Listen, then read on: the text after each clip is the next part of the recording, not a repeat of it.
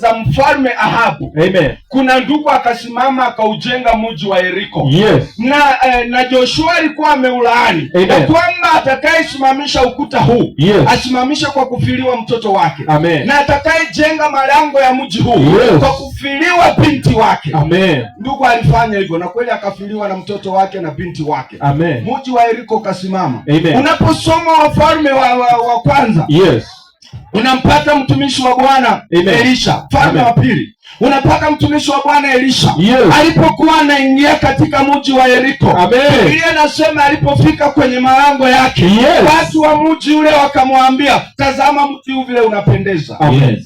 Lakini mji unazaa mapooza. Amen. Watu wanapozaliwa wanakufa. Yes. Nchi haitoi matunda. Amen. Kazi haiendelee, biashara haiendelee. Yes. Watoto wanapokuja katika mji huu wanalewa. Amen. Wanaanguka, wanakunywa bangi. Yes. Chinda cha mapema, watoto wanaoleka tu na kupata mimba. Amen. Wasomi hawapatikani. Yes. Hey. Mtumishi wa Bwana akaangalia umuji. Amen. Na akasema matatizo yako katika chanzo. Bwana asifiwe. Amen. Maana ulilaaniwa. Yes. Chanzo chake kililaaniwa. Amen. Akaenda kule, yes, akatoa dhabihu ya chumvi. Amen. Akawaambia kwamba huu